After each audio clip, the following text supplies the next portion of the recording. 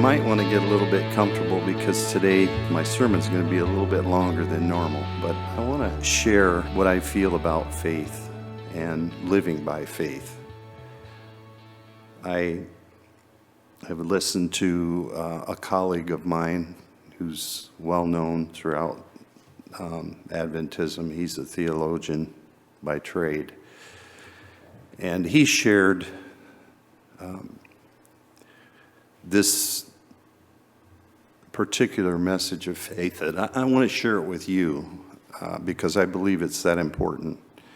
And I'm not going to mention him by name because I don't want to slight the presentation. It's not his. It's a lot of it's his, but I'm putting it in my own context, my own words, to a certain extent. But I think it's extremely valuable for us as a people living. Daniel, as you know, was a man of faith. He loved the Lord Jesus, and he served with all of his heart, with all of his soul. And I believe that my last sermon, we talked a little bit about the things that he embraced in his life, and I used these texts in Hebrews chapter 10, verse 38. But I actually went back to verse 35. And what I read out of these several verses, 35 through 38, is that we need to put a confidence in God's word, unlike any other time in Earth's history. Our hearts ought to be in tune with what God has to say. That ought to be the thing that guides and leads us. And the second thing is to endure, or to do the will of God by enduring. And this is where faith comes in, because if you go down further in verse 38, it says, now the just shall live by faith. And so I really want to talk about this. What is faith? Where are you in your faith? Many of you have wrestled with this idea and this concept, but you know, as you wrestle, you come to many conclusions and you're not sure exactly what it is, because it's really not something you can grab a hold of and implement in your life in the sense of having a handle on it. It's something that comes with the Christian life. Does faith grow? Are there different stages of faith? You know, these are the questions I think that are very, very important.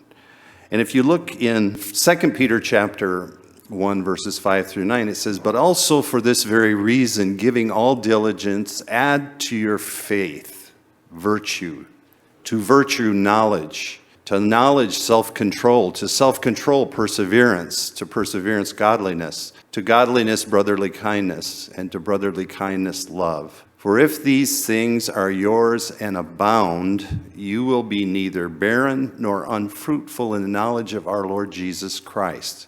For he who lacks these things is short-sighted, even to blindness, and has forgotten that he was cleansed from his old sins. We should add to our faith. Peter says we should add to it. So it should increase. It should progress. That's what faith should do. Faith is about trust in God as we live our life. This seems to be more and more difficult to do. We're confronted with all kinds of things. And I want you to know that trust develops gradually. We grow gradually. It's not an instantaneous event in our life. It's something that we grow into and over the years. If you look in Mark chapter 4, verses 26 through 28, here's another illustration of what the kingdom of God is like. A farmer planted seeds in a field, and then he went on with his other activities. As the days went by, the seeds sprouted and grew without the farmer's help, because the earth produces crops on its own. Now, if I was to say that a farmer doesn't know anything about planting, you'd probably, you would correct me on that, I'm sure. They know all of the elements that are involved in planting, the tilling of the soil, the fertilizing of the soil, the weeds that you have to contend with, the harvesting. All of the things that a farmer does is very important. But I want you to note in Mark chapter 4, verses 26 through 28, it says that the plant grows by itself. Effort doesn't establish faith. It develops naturally by divine help. The farmer can put the seed in the soil, but when it grows, how it grows, he's operating by faith. And yes, there is a lot of science behind that. But in saying that, I'd like to say that let us let God be God. In Christ Object Lessons, I wanted to share a little statement here that she makes about this text in Mark chapter 4, I think is very appropriate. It says, as in the natural, so in the spiritual sowing, the teacher of truth must seek to prepare the soil of the heart. He must sow the seed, but the power that alone can produce life is from God. There is a point beyond which human effort is in vain. While we are to preach the word, we cannot impart the power that will quicken the soul and cause righteousness and praise to spring forth. In the preaching of the word, there must be the working of an agency beyond any human power. Only through the divine Spirit will the word be living and powerful to renew the soul unto eternal life. This is what Christ tried to impress upon his disciples. He taught that it was nothing they possessed in themselves which would give success to their labors, but that it is the miracle-working power of God which gives efficacy to his own word. The work of the sower is a work of faith. That's our individual lives. That's our testimony. That's our witness for Christ. We need the power of the Holy Spirit to enhance the message and the mission that we're here to fulfill.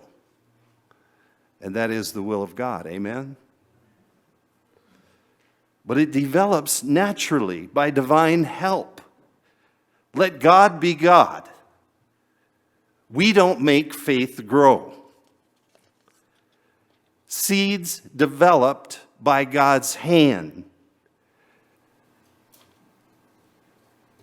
If we are truly to be people who have the character of Christ, if the character of Christ is to be seen in our life, we must understand that we need the Holy Spirit. We need him desperately in our lives. That's how faith is established. And I believe there are 6 stages of faith.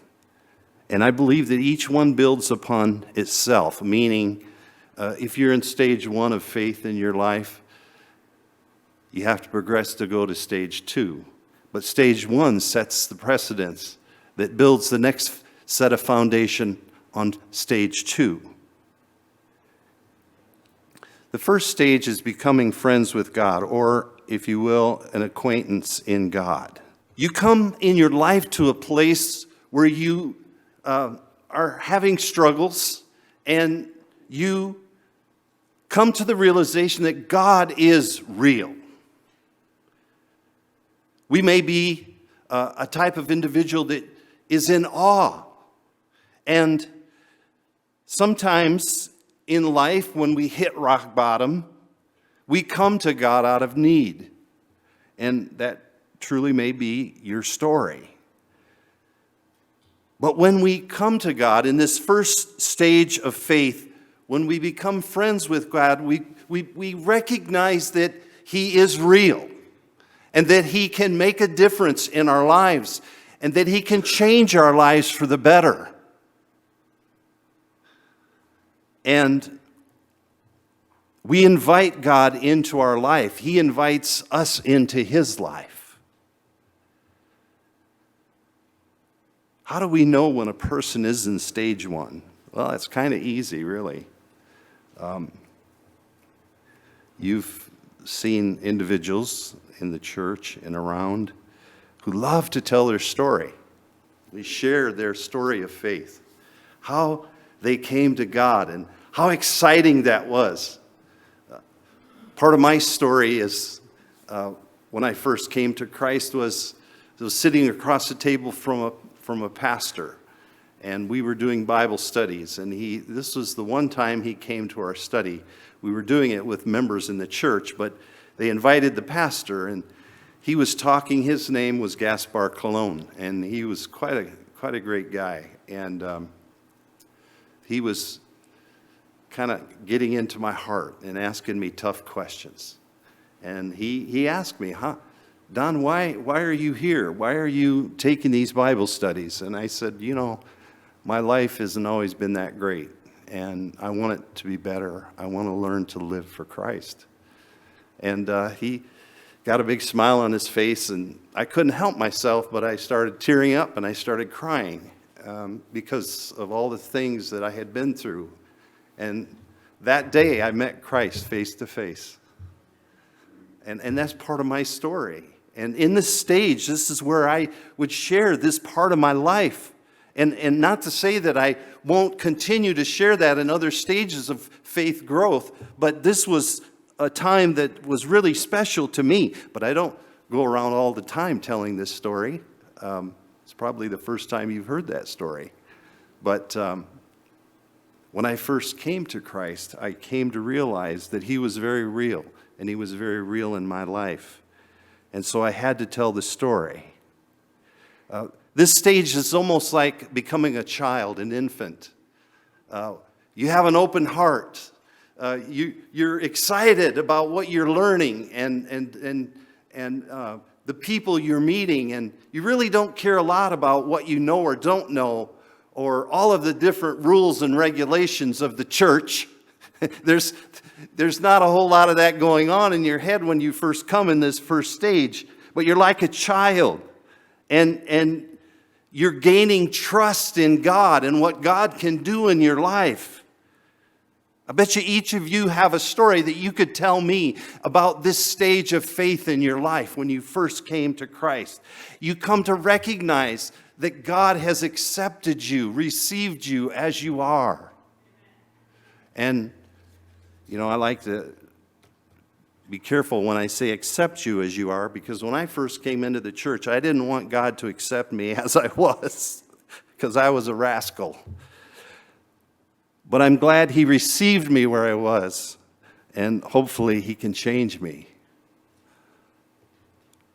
To move stages, it's very difficult to go from stage 1 to stage 2 in faith. How do we go from that infant experience, that childlike experience? How do we do that?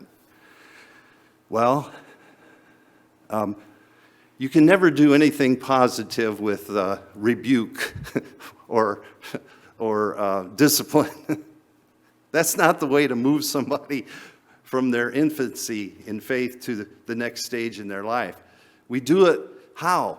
We do it out of encouragement, out of love, out of care, out of concern for their life and their experience that they're enjoying at this point. We encourage them.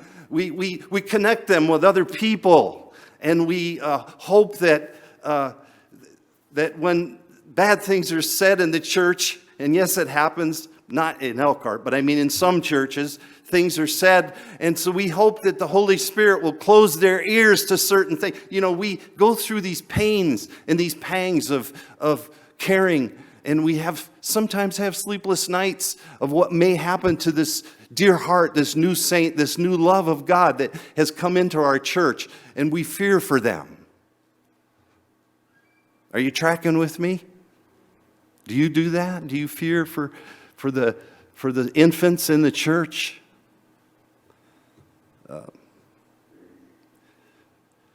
But there is a dark side to these stages.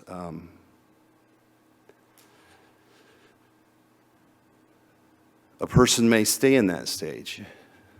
They may not grow.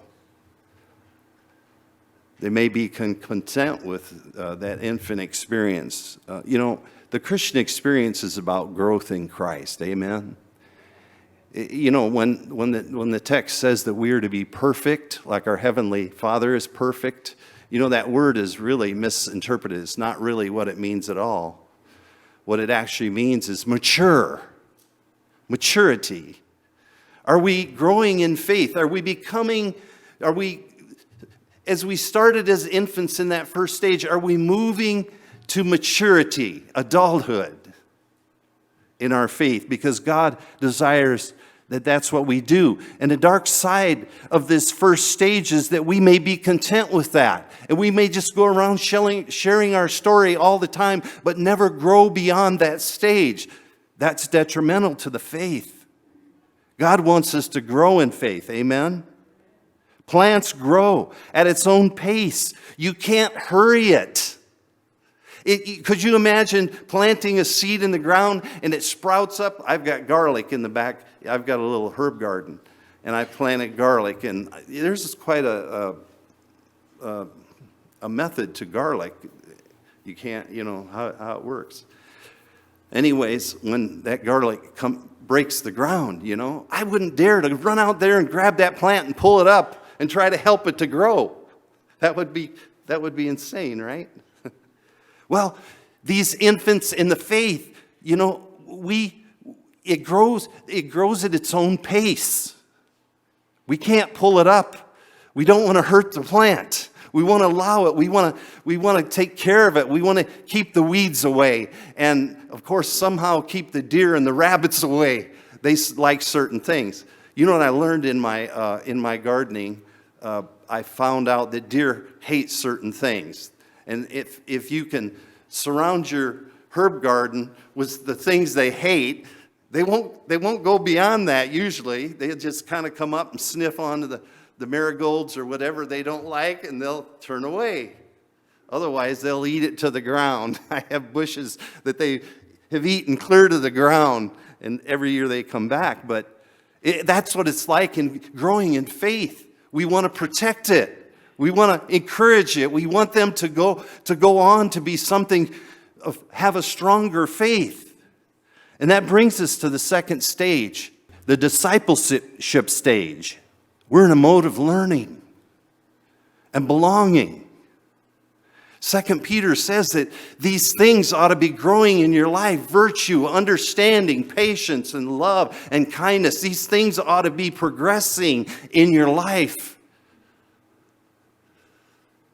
That short fuse that you used to have, that iron fist, that excitableness that causes you to be a little bit overbearing and unkind. God will be working on that, and He'll be helping you. I had a friend who gave us Bible studies, and she used to have a really bad mouth, and that's all I'm going to say about that. But she had a bad mouth, and she gave her heart to Christ, and she used to spiel it out really bad, and her husband would attest to that. And one day he was out in the garage, working in the garage, and she was at the kitchen window, and the window was open, and she was banging some pots and pans around, and he was out in the garage, and she cut her finger with the knife that was in the sink. And in the old days, she would have spilled out a few terrible words, and she was in his earshot, and he didn't hear anything. He knew something happened because he heard kind of a little scream, and he knew something happened, so he ran into the house, and he looked at his wife, and he says, "Honey, what happened?" She said, "Oh, I cut my finger." And he said, "Honey, do you understand? This is amazing." And she said, "What?" And he said, you didn't use one swear word." God, from the inside out, was changing her. She was in stage 2. She was a disciple. She was learning. She was belonging. This is a growing stage. This is where a Christian comes and they start to grow and they start to mature and they start to learn about the things around them and the people, and they're making connections. They're getting friends. They say that research has been done that you must connect with 7 people in the church if you're going to stay in the church. Now, I know that's not the reason we stay in the church is because of friendships, but they say by research, the statistics say that if you connect with 7 individuals, 7 people in the church, it helps you to feel a part of the community and to grow. And this is definitely, the discipleship stage is certainly part of this. We're growing. We're in a mode of growing and belonging, the growing stage. The people in this stage, and think about yourself. What stage may you be in today? Where are you now? Are you in that growing stage? In that growing stage, you're hungry to know God. Everything that comes out, every new devotional, every book, every companion book to the quarterly, you're buying it up and you're reading and you're growing and you're trying to understand more. Community becomes important to you. You belong to a larger denomination. You know, they say people like that attend the Willow Creek Church in Chicago. I don't even know if it's there anymore, but it used to be the up-and-coming church in Chicago. They had 10 or 15,000 members. And they said the one problem with the Willow Creek Church is when, people are transient today. They're moving all the time. And when a person would come into the church at Willow Creek, they would then move across country, and where were they to go? There was no Willow Creek out in California. And so they have found that being a part of something bigger, a movement, a mission that's bigger, a denomination, is important. Because you feel like you're a part of something and you're contributing to something that's important and bigger than you.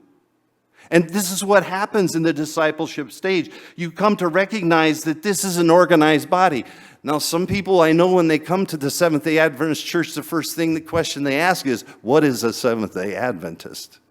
Well, hopefully we can change that in the minds of people. But community becomes very important. To be part of a denomination is crucial in growing in faith because you are part of something big, something that God is moving. You're belonging to a structure. You have a strong sense of consistency in your life. And it feels good, doesn't it? Feels really good. You're learning your way into the church. Now remember, like a plant, you have to allow that to happen naturally. You shouldn't be forced. I once read a book, one of our theologians wrote, it was on persuasion, and I didn't like it. I rejected that book because, I understand the concept. We should be persuasive when we share Christ with others, but it's the Holy Spirit that really changes the heart. I don't persuade anybody to do anything, as you know. But people in this stage see that they are belonging to a bigger community. They have the right belief about God. Isn't it good to know that what you are learning and understanding and embracing in your life is biblical? Doesn't that mean something to you that it's right here in the scriptures? You've never seen it before, and now you're starting to see it in ways you've never seen it before, and it's exciting, isn't it? Very exciting. So to have the right belief about God is crucial, and that's why we are Seventh-day Adventist Christians. Jesus and his disciples, they grew to belong. They became part of a larger movement. But we are also at this stage somewhat followers. We're learning, growing. Our eyes are upon other people. So some of you elderly saints, there's eyes on you. And they're watching what you do and what you say and how you treat each other. That is so crucial. Your witness means something. If you're at the 6th stage of faith and growth, you should be mentoring and loving people right out of their shoes. You should be loving them so much their shoes fall off. Because they're learning. They are followers. They need to know. They need simple and clear answers to their questions. Sometimes we get so bogged down that we major in minors. And it becomes detrimental to infants' faith. And it discourages them. That's what I try desperately to achieve in my Bible studies on Monday night. Yes, we're talking about very complex issues, but we should try to break it down simply. Amen? We can understand. So when there are good questions, and they will come, those questions will come, we need clear, simple answers. Amen? But there is a dark side to this stage. It's easy to get stuck. Sometimes we get so excited that we start formulating a legalistic approach to things. And we start making judgments on others. And it has sort of a us against them mentality. That's the 2nd stage of faith. We become judgmental of other people in the faith. All of us are at different stages of growth in faith, I believe. Not any of us are probably at the same level, but not every human being knows the answers for everyone.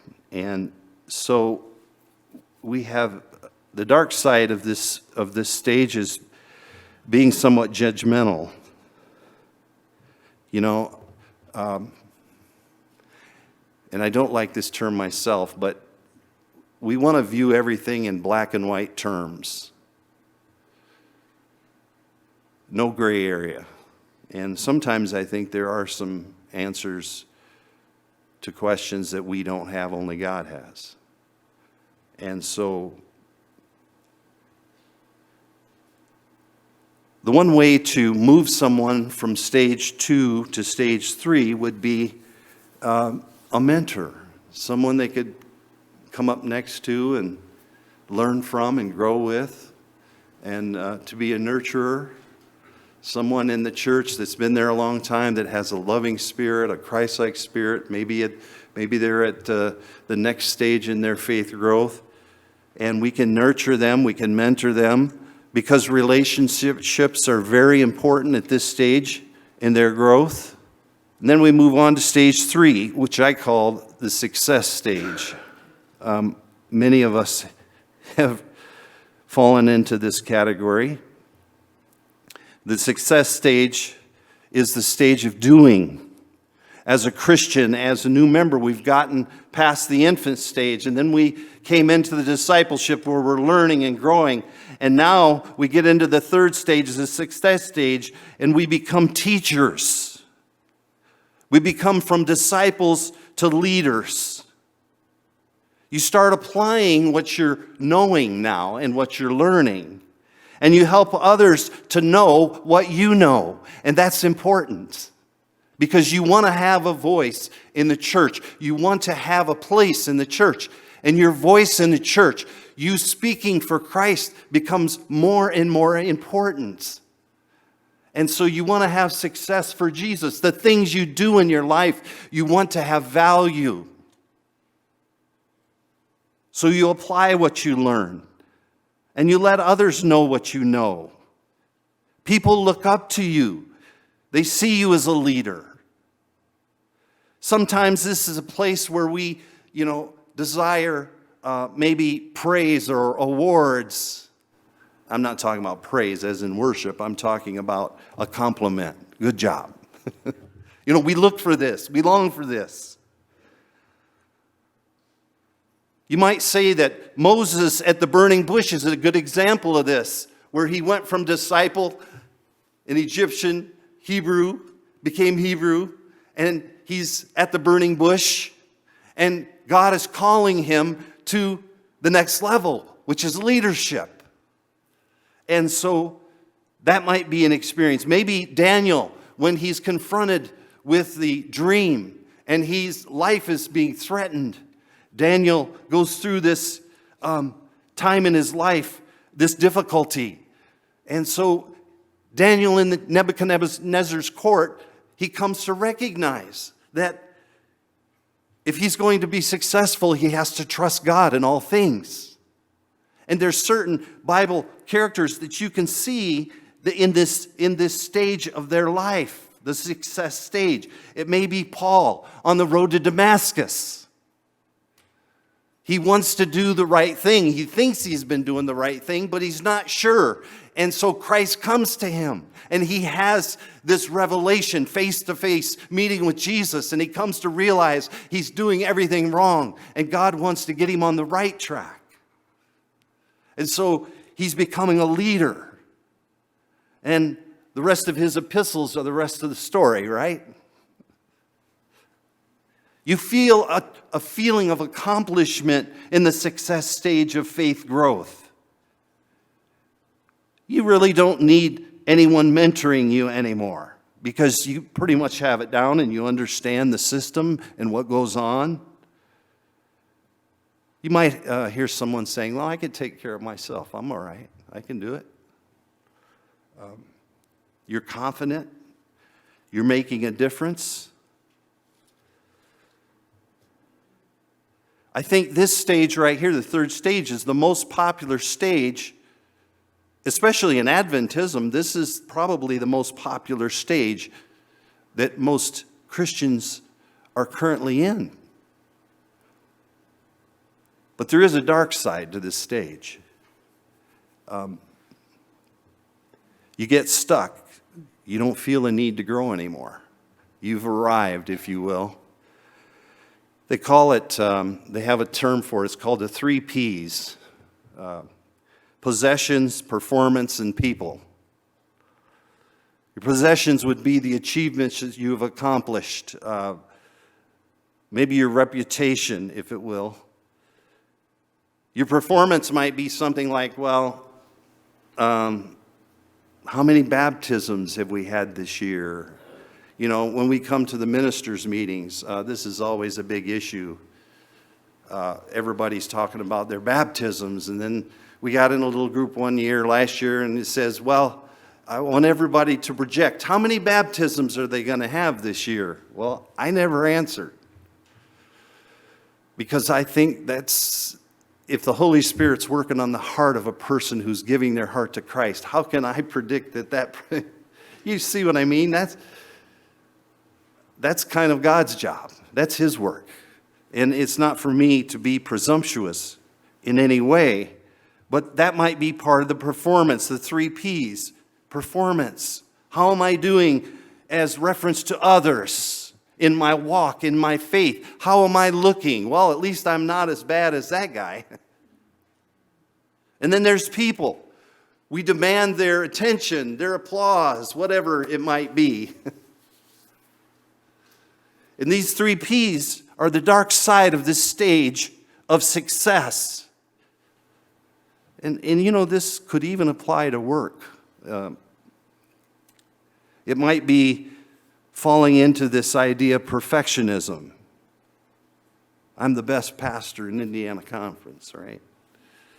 I'm the best Bible worker. I'm the best Bible study giver. I can outstudy anyone in this church. Now, you wouldn't hear someone saying that, but is that where we're at? Burnout could be the result. Currently, we're in the nominating committee work, and you have a tendency during nominating time to hear a lot of burnout. And I think this is part of that. What is this stage in our Christian experience in faith growth? What does it demand? Where are we standing in the precipice of time in our walk with Christ and doing the will of God? Well, this stage calls for a deeper surrender to God. Have you gotten to that place in your life where you felt, listen, I'm not doing everything I need to do. I don't feel as though I'm doing the will of God in what I do day in and day out throughout the year. Am I failing instead of exceeding? You reflect upon these things. And what God is calling you in this third stage is a deeper surrender. You have to surrender your will to God. He's calling for you. In stage 3, we see the truth about motivation. Why are you doing what you're doing? One time my wife went into a Sabbath school. This is when we were very early on in ministry. We were just infants in ministry. And my wife was leading a youth class. And she loved the youth. And she was leading out in this class. And the next week, we went to another church, and then we went back the following week, and we found out that she was voted out of the office while we were gone because she asked the question, why are you here at church? Why are you coming today? And they didn't like that question. The parents didn't like that question, so they voted her out of the Sabbath school. Well, I told them very carefully that they weren't allowed to do that, but that's okay. My wife can use less work anyway. No, not really. But you see the truth about motivation in the success stage of your faith walk with Jesus. Why am I doing? Have you ever stopped and questioned yourself and said, why am I doing what I'm doing? That's almost a weekly event with me now anymore. Do you have that problem, Dan? I mean, yeah, I do. You come, the dark side of this stage is you come into a personal crisis. Your life becomes like you're walking on ice. You don't feel as you have any foundation under you. And you somewhat get discouraged in this. It might be something like Elijah under the broom tree. You remember that? Where he was out in the middle of nowhere under a broom tree and he's sobbing away. Lord, I'm the only one left. Go ahead and take my life now because I just soon, end it all right here. Just take my life, Lord. I've had it. That woman back there, she's after me. She's going to get me. I have no place to hide. So here I am under the broom tree. Lord, why don't you do it instead of her? Don't tell me you've had that experience, but there are people who run after you and would love to do away with you. But that might be where you're at in this stage of your growth in faith. You might be under the broom tree. God has another message. Hey, Elijah, there's 7,000 back there in the city just like you, so don't think you're an island. Right? The problem with this stage and the dark side of it is if you don't surrender deeper to Christ, many pastors are in this stage. And they feel it probably more effective if they would probably just stay there. I had a pastor friend one time tell me, he says, what I do is I go into the church, I find all who the influencers are, then I make a point for the next 5 or 6 years to please those influencers. I said, really? That's ministry? No. We're supposed to lift up the weak. We're supposed to support those who have needs. And what happens in this stage, if you don't respond and you don't commit deeper, if you don't surrender to God in this phase of growth, in this phase of faith, what happens is what's created in your heart is a hole. There's an emptiness in your heart. And that's what happens. And what you do is you turn around and you go back in this stage and you work harder. You become more successful. And it's possible.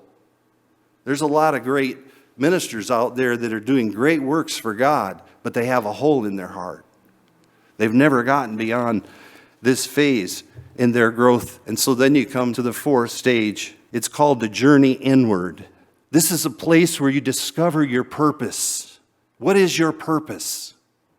Why has God brought you to this church at this time today, sitting in this pew? Why has God brought you here? You're not here by accident. You're not here by mistake. God has brought you here. Why? What is your purpose? Because God has a purpose for your life. Let's say that your purpose is not to be a pastor. That's great. But what are you going to take to heaven? That's really a profound question. If your goal in life is not to be this, what is it that's going to be eternal, that's going to last forever? What in your life has substance? What in your life has meaning? What is concrete in your life that you know goes beyond the earthly into the heavenly?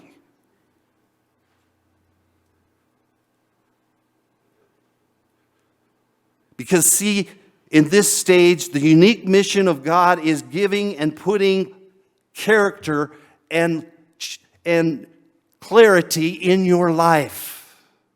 God desires in this stage of your life, this fourth stage, to bring clarity to your life. This is why I've been brought to this earth. This is what I have to accomplish. And now I need to respond. And possibly in this stage, there will be healing of unresolved issues in your life. There might be hurts and pains that you endured along the way in life as a Christian, as a Seventh-day Adventist Christian, that need resolving.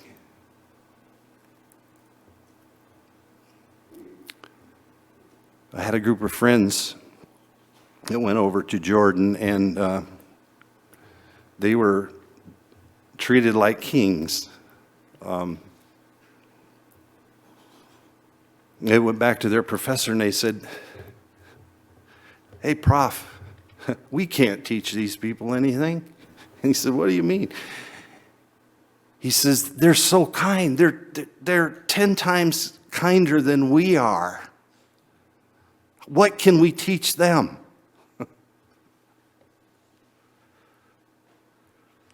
And they had to come to the realization that there were things in their own life that caused them suffering.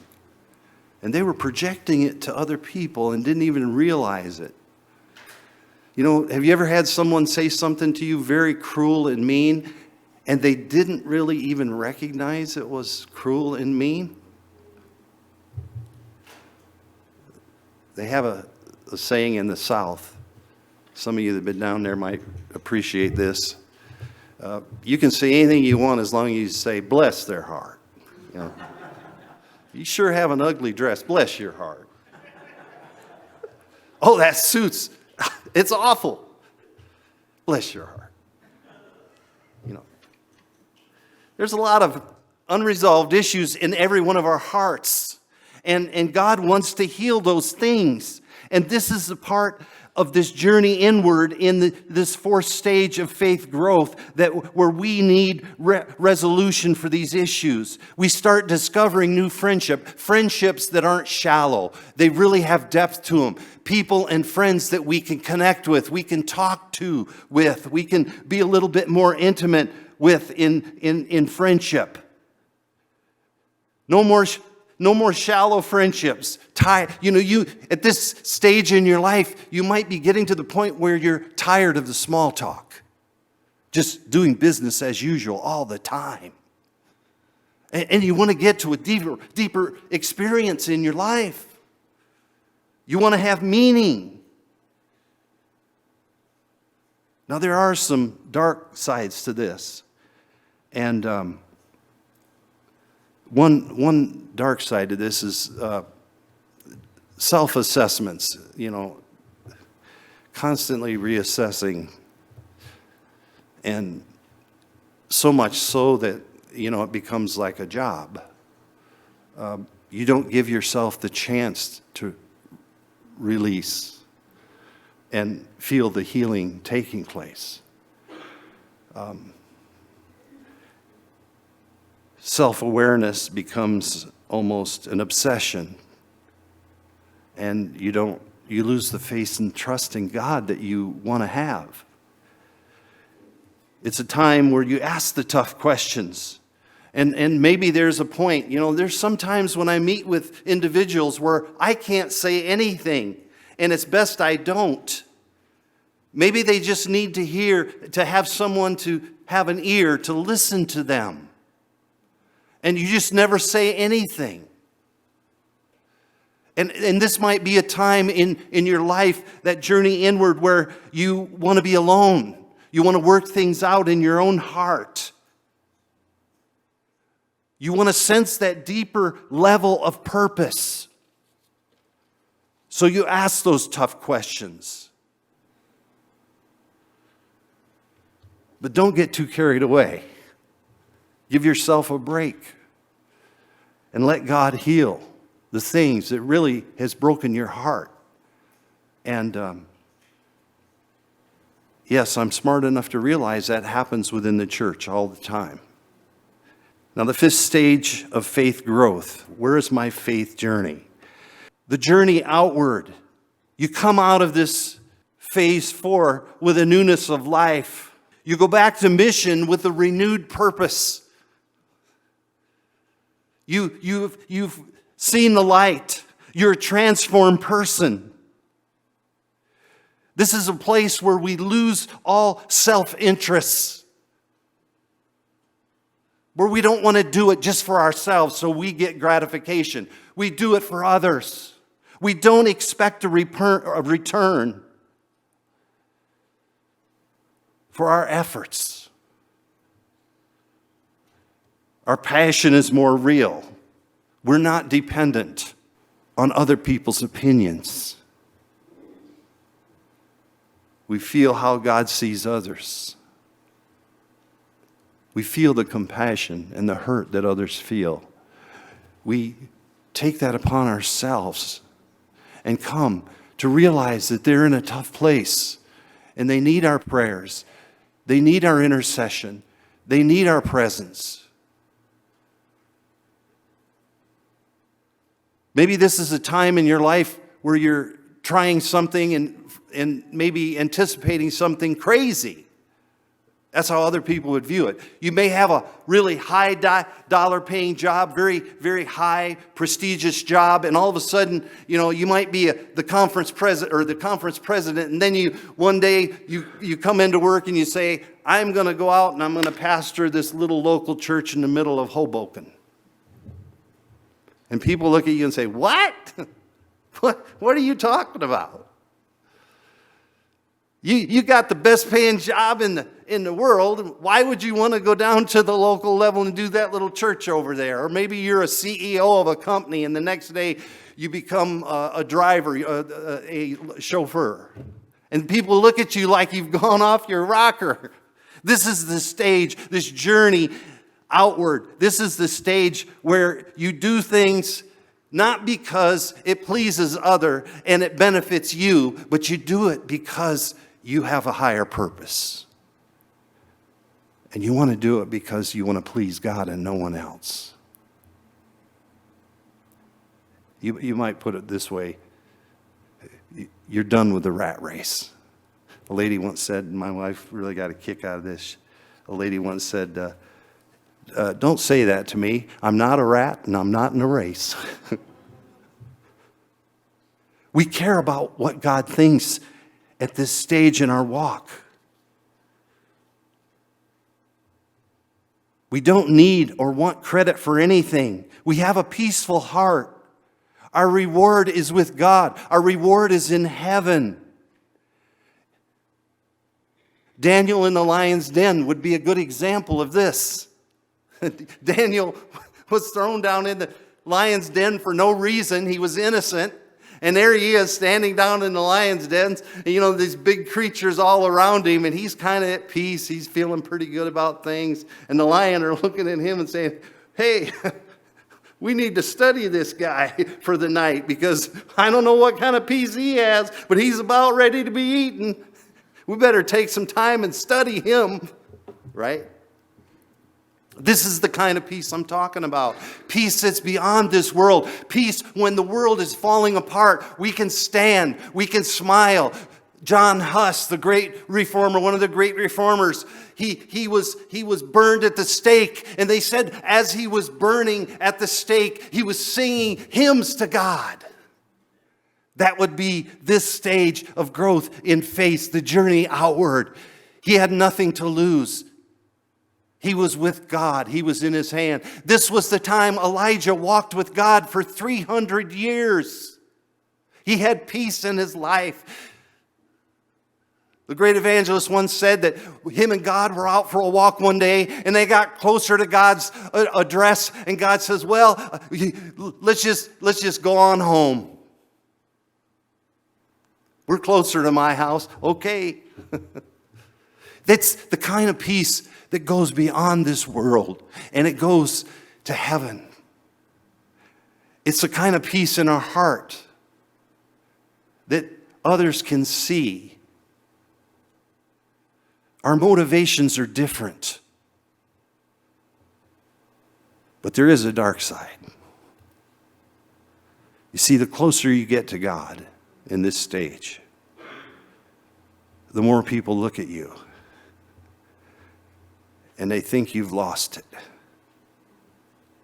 They think you're disconnected. They think you're indifferent. They think you just don't care. You see, when you get closer to God, people are going to question your relationship with God. But you got to understand, in this stage, you just don't feel the worry. You don't really care. And this sounds cold, but it's not. You really don't appeal to what other people think so much is what God thinks. That's what you care about.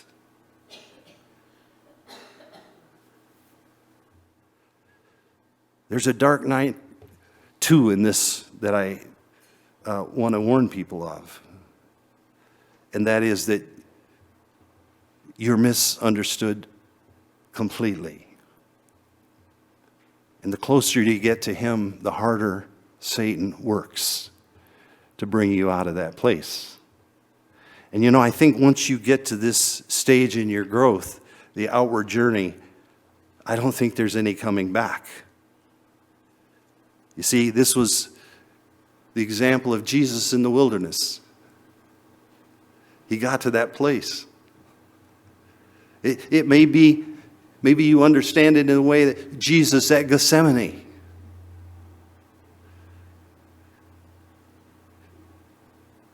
Take this cup from me, but not my will, thine be done. You see, that was his growth in faith to a place where his head was in heaven. And he wanted to do his Father's will. There's a level of progress in faith. And I hope this gives you a little better understanding of the faith growth and maturity and how it is that faith generates your motivation and how it relates to a pure and holy God. The final stage is a life of love. This stage is, you don't come back from this stage. If you achieve this, this is the place that if you're new, if you're an infant, if you're at stage 1 or stage 2 in your experience, this is the stage where you want to find someone in the 6th stage of faith and you want to hold on to them. You want to walk with them because they just seem to be that person that can cut through all the chaff and get right to the point and have a heart of gold and do things. You've met that person. You've met them. You're probably one of them. This is a life lived in unconditional love. You expect absolutely no return for what you get. You have a different purpose in life. And your life is to serve God no matter what happens. The heavens and earth fall, you're going to serve God. You're going to stand and serve Him no matter what. Other opinions don't matter. God's opinion is the only opinion that matters. Doing His will is the only passion of your heart. Seek others out for Christ, to be able to share the gospel with them and give them hope in a hopeless generation. And we are very quickly becoming a hopeless generation.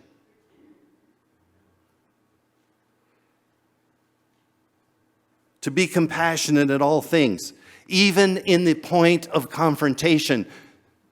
When someone is coming to you and they have got a disagreement with you and they are like nose to nose chewing on your face, mad at you because you are maybe disconnected or maybe you're not feeling it. This is a time when you can look at them and you can see them with Christ's eyes and you can come to understand that they are hurting desperately and that maybe they just need you to be quiet and listen. And listen, that is hard to do when someone is coming at you with both barrels. It takes the greatest amount of faith to not, you see, we want to resort back to our old ways, the evil nature. We think that an eye for an eye. You treat me that way, I'm going to treat you worse. No, that's not Christ. Otherwise, He wouldn't have went to the cross. Amen? He wouldn't have went, but He did. This is a time and place in your life that you find hourly, maybe minute by minute forgiveness. We all have issues with that. Can you forgive every time, the moment you've been offended? Can you do that? This is the final phase, the final stage of faith. This is what every one of us should be attempting to sense in our lives. This is a place where, and I have an answer for this, but less materialism. If you want to get rid of most of the stuff that you own, just move 5, 6, 7, 8, 10 times. But before you know it, you've weeded out everything. Material does not matter anymore. I don't care what kind of car I have. Just let me get from here to A to B. The world is filled with materialism. At the sixth stage of faith, as a Christian, as a follower of Christ, we don't want anything the world can offer. We only want heaven. You see, our reputation is in God's hands. We can have peace and confidence with whatever we do. We know we are in the hand of Christ. Are you at this place in your walk? This is very demanding. This is very, very solemn in its thinking. But this is the place we have to be if we are going to be right with God and do and have confidence in His Word and be willing to trust in His Word and then to be able to endure and do the will of the living God. Right? That's what we need to do. We should have inner peace. We should have trust beyond this earth. And above all, this is the toughest of all. We should love our enemies. Pray for those who persecute us. You know, I'm going to tell you, more times than not, my graduating class in the seminary, I would say more than 50% of my fellow colleagues have left the ministry and left the church. And it's because I believe that they got to stage 3, the stage of success, And you see, they couldn't go on. They couldn't meet that dark night where a crisis came into their life, and they had to depend on God to go forward. And they couldn't surrender their will, so they went back to their job and they worked harder to achieve more. And some of them just left and departed. And so, as a Christian, this is crucial in our understanding. And I believe this is the application of life that we really need. In Mark chapter 8, verse 35, "For whoever desires to save his life will lose it.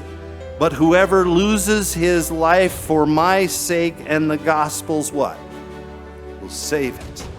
That's what Jesus is talking about right here.